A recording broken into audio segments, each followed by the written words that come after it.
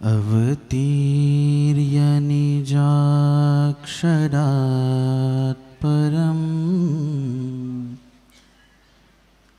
इह मूर्त्या बदरीवने स्थितः भुवि भारत जीवशर्मणे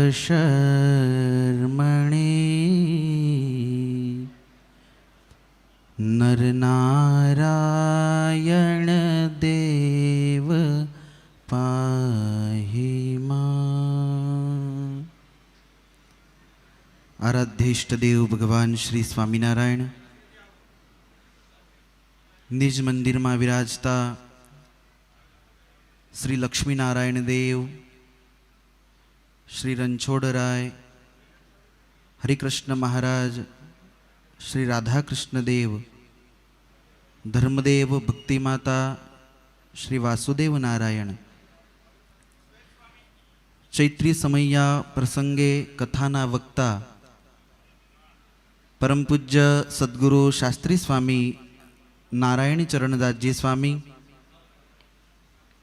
आ समय्याना प्रेरक परम पूज्य सद्गुरु शास्त्री स्वामी नवतम प्रकाशदासजी स्वामी, सभा में उपस्थित परम पूज्य सद्गुरु स्वामी देव प्रकाशदासजी स्वामी, वड़ताल मंदिरना कोठारी परम पूज्य सद्गुरु शास्त्री स्वामी संत वल्लभदासजी स्वामी, परम पूज्य सद्गुरु शास्त्री स्वामी पुरुषोत्तम प्रकाशदासजी स्वामी, पूज्य हरिओम प्रकाशदासजी स्वामी, पूज्य सुखदेव स्वामी, श्वेत स्वामी, सर्वे संतो हरिभक्तो, आजे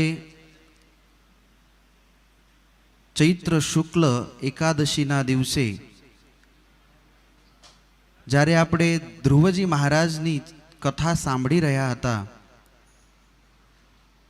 36,000 વર્ષ સુધી ધ્રુવજી મહારાજે આ પૃથ્વી ઉપર શાસન કર્યું અને 36,000 વર્ષના અંતે એવો વિચાર થયો કે મારે ફરીવાર ભગવાનને ભજવા છે અને એવો વિચાર કરી ધ્રુવજી મહારાજ ઋષિકેશ પધારી ત્યાં ભગવાનનું સ્મરણ કરતા કરતા ત્યાંથી આગળ ચાલ્યા અને અંતિમ ક્ષણો ધ્રુવજી મહારાજના બદ્રિકાશ્રમમાં ધ્રુવજી મહારાજે ભગવાનનું ધ્યાન ભજન કર્યું અને ધ્રુવજી મહારાજ કાળના મસ્તક ઉપર પગ મૂકી અને ભગવાનના ધામમાં ગયા. એ સ્થાન એટલે કે બદ્રિકાશ્રમ. એ બદ્રિકાશ્રમનો મહિમા મારે 20 મિનિટ સુધી જ્યારે ગાન કરવાનો છે. સ્કંદ પુરાણની અંદર ભગવાન વેદ વ્યાસજીએ એક સરસ મજાનો શ્લોક લખ્યો છે. બહુની સંતિ તીર્થાની દિવી ભૂમૌ રસાતલે બદરી સદૃશમ તીર્થ ન ભૂતો ન ભવિષ્યતિ.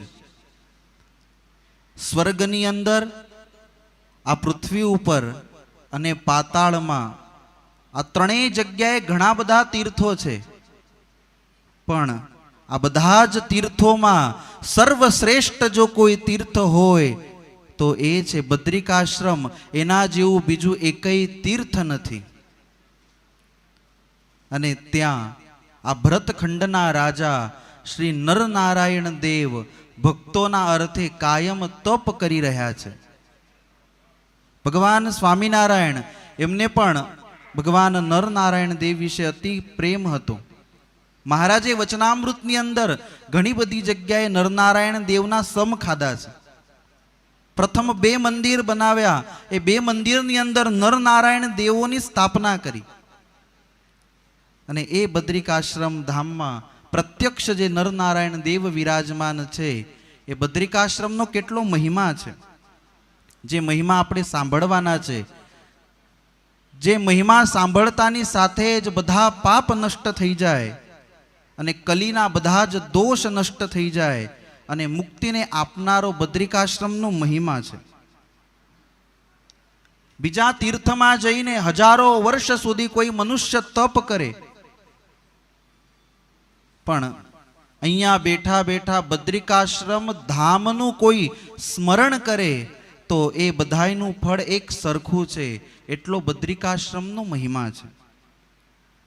અશ્વમેઘ યજ્ઞ કરે, વાયુ ભક્ષણ કરીને રહેતો હોય, હજારો વર્ષ સુધી તપ કરે, પણ એ બદ્રિકાશ્રમની અંદર જઈ અને એક ક્ષણ વિતાવે છે તો એ બધાયનું ફળ એક સરખું કહેવામાં આવ્યું છે.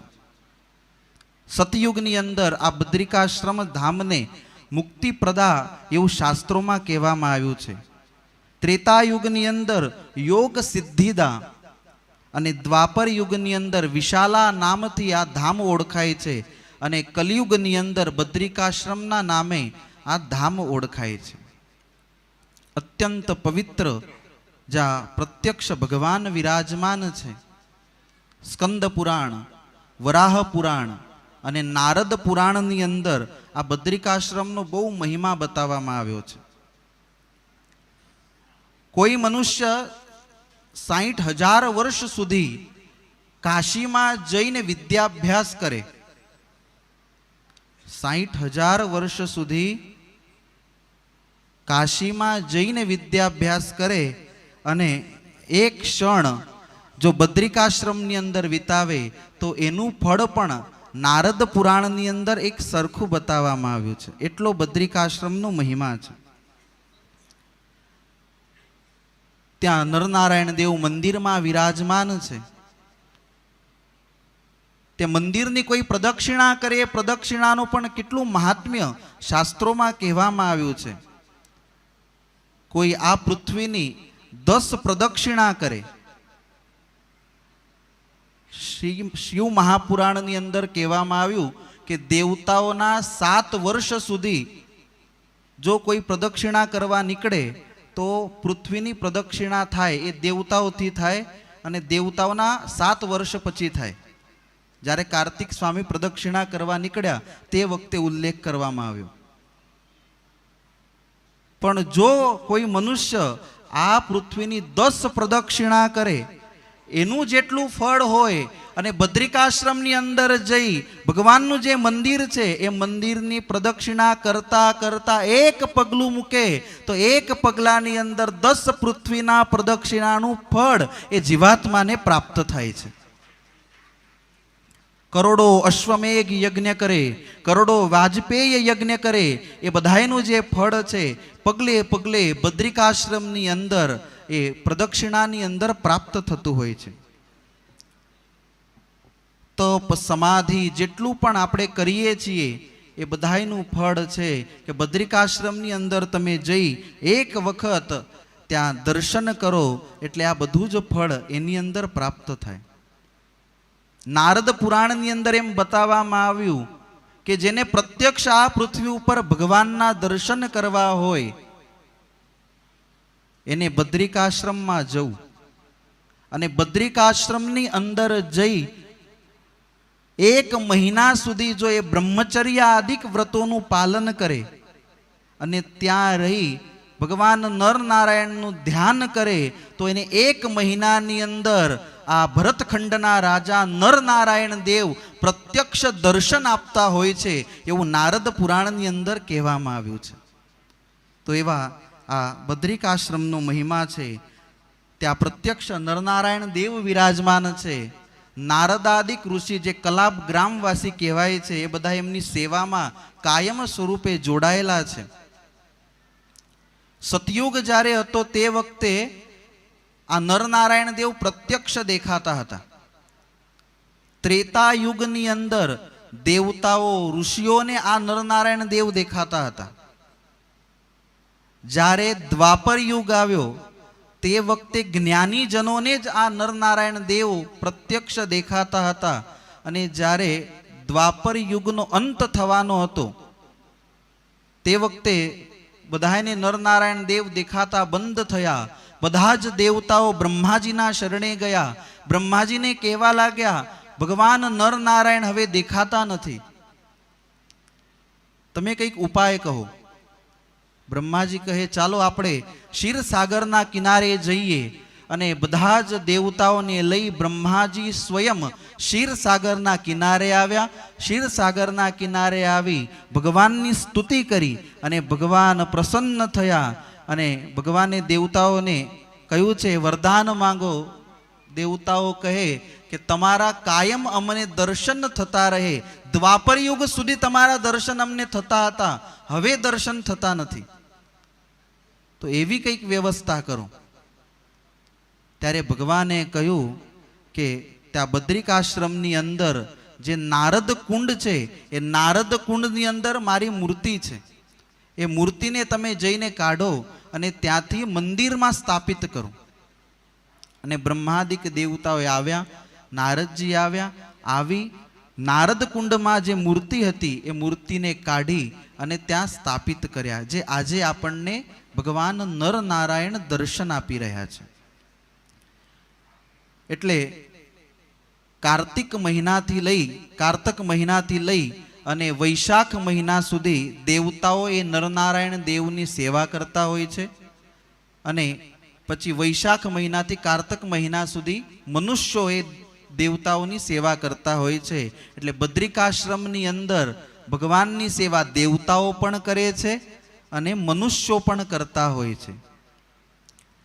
અનેક કથાઓ આ બદ્રિકાશ્રમની સાથે જોડાયેલી છે, જેમાં ઘણા બધા શાસ્ત્રોની અંદર પ્રારંભિક કથા આવે છે કે બ્રહ્માજી સૃષ્ટિ ઉત્પત્તિ કાર્ય કર્યું, એમાં સરસ્વતી સર્જાણા અને સરસ્વતીને જોઈને બ્રહ્માજી હતા એ મોહિત થયા.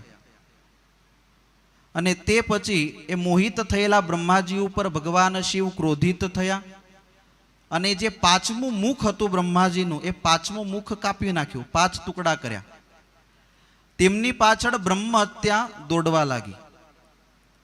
બ્રહ્મ હત્યા દોડે છે એટલે ભગવાન શિવ પણ એ બ્રહ્મ હત્યાથી છૂટવા માટે હજારો તીર્થની અંદર ફરવા લાગ્યા અને હાથમાં કપાલ લઈ અને સર્વત્ર ભ્રમણ કરી રહ્યા હતા. એમાં બદ્રિકાશ્રમની અંદર આવ્યા અને બદ્રિકાશ્રમની અંદર આવતાની સાથે જ એ હાથમાં જે કપાલ હતું એ નીચે પડી ગયું અને ભગવાન પ્રસન્ન થઈને કહ્યું કે હવે તમારી જે બ્રહ્મ હત્યા હતી એ નષ્ટ થઈ. અને એની અંદર સ્કંદ પુરાણની અંદર કાર્તિક સ્વામીને ભગવાન શિવ મહિમા બતાવતા એમ કહે છે કે ત્યાર પછી મેં પણ એ બદ્રીવનની અંદર નિવાસ કર્યો છે. એ જે આપણે કેદારનાથ જઈએ છીએ બધું બદ્રીવન કહેવાય છે. અને ત્યાં હું કાયમ સ્વરૂપે નિવાસ કરીને રહ્યો છું. કાયમ સ્વરૂપે ભગવાન સદાશિવનો અંશ ત્યાં નિવાસ કરીને રહ્યો છે. અને એ જે ધામ છે ત્યાં કપાલ તીર્થ પણ તૈયાર થયું. ત્યાં પછી ત્યાં આગળના ભાગની અંદર અગ્નિકુંડ છે, એ અગ્નિકુંડનું પણ બહુ મહાત્મ્ય બતાવવામાં આવ્યું. એના જેવું બીજું તીર્થ નથી એવું પણ શાસ્ત્રની અંદર કહેવામાં આવ્યું છે. કથા શિવ મહાપુરાણની સાથે કનેક્ટ થાય છે. જ્યારે ભગવાન શિવ અને માતા પાર્વતીને લાખ વર્ષ સુધી સંતાન પ્રાપ્તિ ન થઈ, ત્યારે દેવતાઓ રડતા રડતા ભગવાનની પાસે આવ્યા અને તે વખતે ભગવાન શિવ બહાર આવ્યા અને એમની શક્તિ ખલિત થઈ અને અગ્નિએ પાન કરી. અને અગ્નિ પાન કર્યા પછી એમને શરીરે બળવા લાગ્યું, બધે પ્રયત્ન કરવા લાગ્યા ક્યાં જવું. છેલ્લે ભગવાન વેદવ્યાસજી પાસે આવ્યા. વેદવ્યાસજીને પૂછ્યું કે આ મારું શરીર બળે છે, એને શાંત કરવા માટે મારે ક્યાં જવું. મને પાર્વતીજીએ શાપ આપ્યો છે કે તું ગમે ભક્ષણ કરીશ, હું ગમે ભક્ષણ કરું તો એ ભક્ષણ કર્યા પછી જે પાપ થાય છે એ પાપનું નિવારણ કરવા માટે હું ક્યાં જઉં. ત્યારે ભગવાન વેદવ્યાસજી એમ કહ્યું તું બદ્રિકાશ્રમની અંદર જા. અને અગ્નિદેવ હતા એ બદ્રિકાશ્રમની અંદર આવ્યા. ત્યાં આવી અને બદ્રિકાશ્રમની અંદર ભગવાનની તપશ્ચર્યા કરવા લાગ્યા. ભગવાન પ્રસન્ન થયા અને ભગવાને પ્રસન્ન થઈને કહ્યું છે કે હવે પછી તમે જે અશુભ શુભ ગ્રહણ કરશો એનું તમને પાપ લાગશે નહીં. અને હવે આજ પછી તમે અહીંયા કાયમ નિવાસ કરીને રહો. અને ત્યાર પછી ભગવાન અગ્નિ પણ ત્યાં નિવાસ કરીને રહ્યા. જે ગરમ કુંડ છે એ ભગવાન અગ્નિ નારાયણ છે. નારદ પુરાણની અંદર બતાવવામાં આવ્યું કે જે અશુદ્ધ સુવર્ણ જેમ અગ્નિમાં નાખવાથી શુદ્ધ થઈ જાય છે, એમ કોઈ ગમે એવો પાપી જીવ હોય અને એ જો ત્યાં જઈને અગ્નિકુંડમાં સ્નાન કરે તો એના બધા જ પાપક નષ્ટ થઈ જાય છે. એવો પવિત્ર તે અગ્નિકુંડ છે. ઘણું બધું મહાત્મ્ય એ અગ્નિકુંડનું બતાવવામાં આવ્યું છે. એમ કહેવામાં આવ્યું કે કુશથી કેતા દર્ભના અણીથી કોઈ મનુષ્ય જલપાન કર્યા કરે. દર્ભની અણી કેટલી હોય? હાવ નાનકડી. તો એ દર્ભના અણીથી કોઈ 3 વર્ષો સુધી જલપાન કરે અને ભગવાનનું તપ કરતો રહે, છતાં પણ એની ઉપર ભગવાન પ્રસન્ન ન થાય. પણ એ જ મનુષ્યો જો એક વખત જઈ અને અગ્નિકુંડમાં સ્નાન કરે તો એના બધા જ પાપ નષ્ટ થઈ જાય. એવું ત્યાં અગ્નિકુંડ વિરાજમાન છે. કરોડો કૃચ્છ વ્રતનું ફળ આપનારું છે. એ કુંડના કિનારે કોઈ એક બ્રાહ્મણને જમાડે તો એના કુળમાં કોઈ દિવસ ગરીબી આવતી નથી. એવું પવિત્ર એ ધામ છે. અને ત્યાં જઈને કોઈ ઉપવાસ કરે અને એનો જો દેહ ત્યાં પડી જાય તો એને કોઈ દિવસ માતાના ગર્ભમાં આવવું પડતું નથી. એવું ત્યાં અગ્નિકુંડ છે. તે પછી ઘણું બધું મહાત્મ્ય, ઘણા બધા તીર્થો છે, પણ મુખ્ય 5 શિલાઓ ત્યાં છે. એ 5 શિલાઓની વાત કરી અને મારી વાણીને વિરામ આપીશ. એમાં સૌથી પહેલી જે શિલા છે એ છે નારદ શિલા. અલકનંદાની અંદર નારદ શિલાના દર્શન થાય.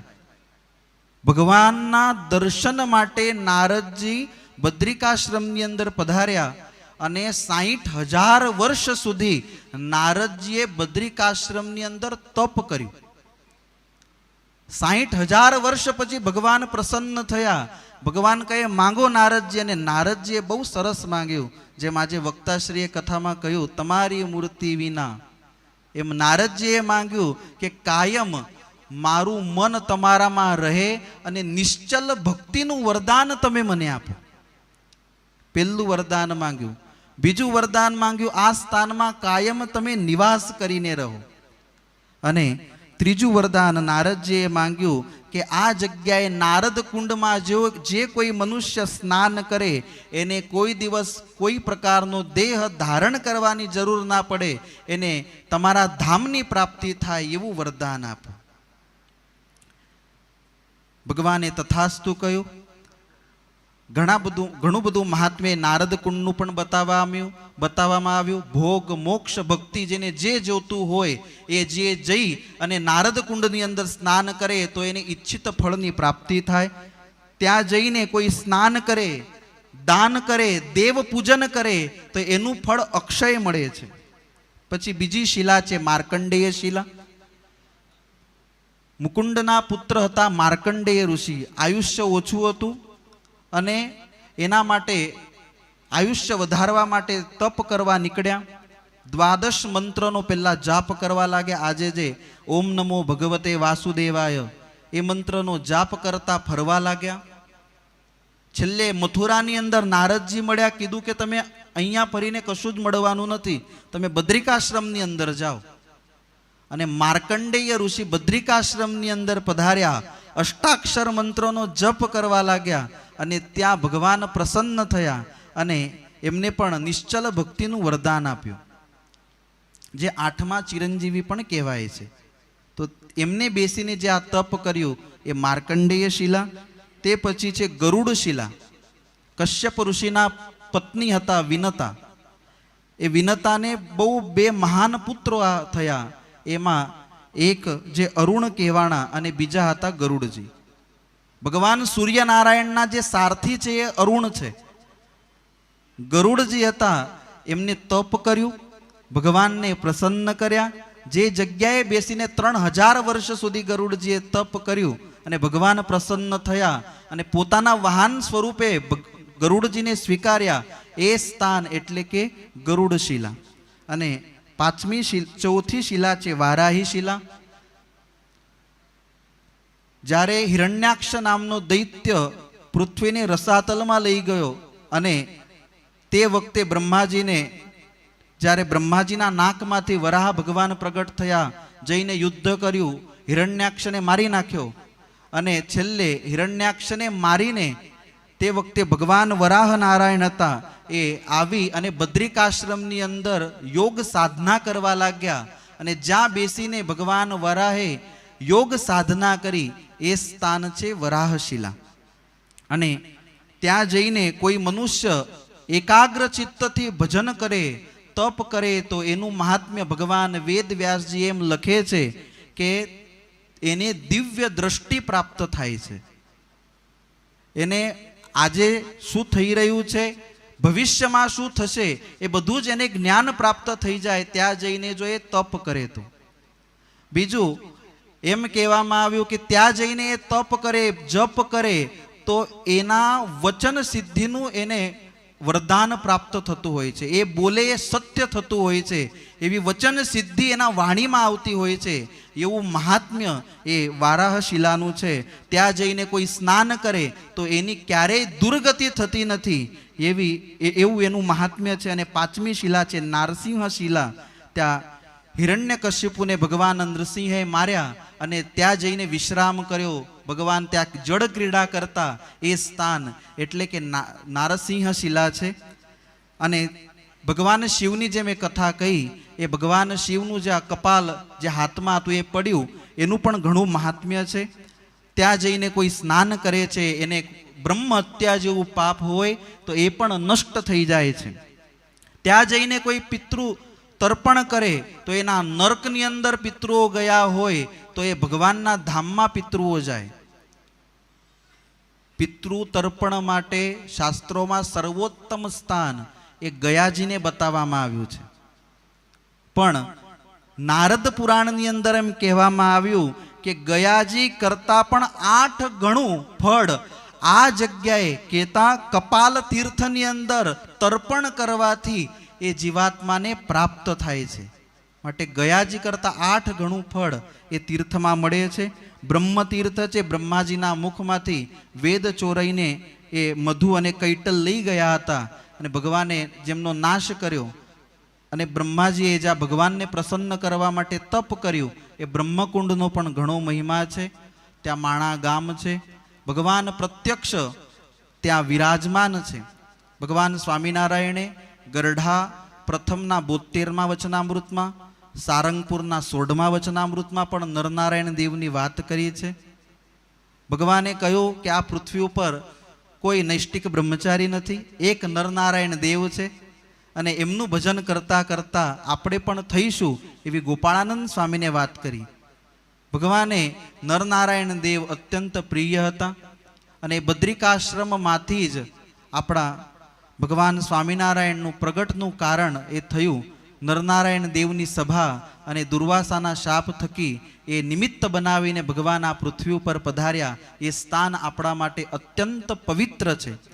એ સ્થાનનું સ્મરણ કરવાથી પણ આપણા બધા જ પાપ નષ્ટ થઈ જાય એવા એ બદ્રિકાશ્રમ તીર્થ વિશે આજે મને 2 શબ્દ બોલવાનો અવસર પ્રાપ્ત થયો. ઘણો બધો મહિમા શાસ્ત્રોની અંદર એનો બતાવવામાં આવ્યો છે. તો આજે આટલી વાત કરી અને આ વ્યાખ્યાનમાળા પ્રસંગે પૂજ્ય પરમ પૂજ્ય સદગુરુ શાસ્ત્રી સ્વામી નૌતમ પ્રકાશદાસજી સ્વામી આજથી 7-8 વર્ષ પહેલાં સ્વામીજીની સાથે જ પ્રથમ વખત મેં બદ્રિકાશ્રમના દર્શન કરેલા. અમે ગયા હતા હિમાલયની યાત્રા કરવા માટે, પણ પહેલું જ સ્થાન બદ્રિકાશ્રમ લીધું. 10 દિવસનો પ્રવાસ હતો, પણ બધા પૂજ્ય સ્વામીજીએ કહ્યું કે આપણે 10 દિવસ સુધી આ બદ્રિકાશ્રમમાં જ રહેવું છે. એવું પવિત્ર સ્થાન એ બદ્રિકાશ્રમ છે. તો એમનો પણ હું આભાર માનું છું અને આટલું કહી મારી વાણીને વિરામ. જય શ્રી સ્વામિનારાયણ.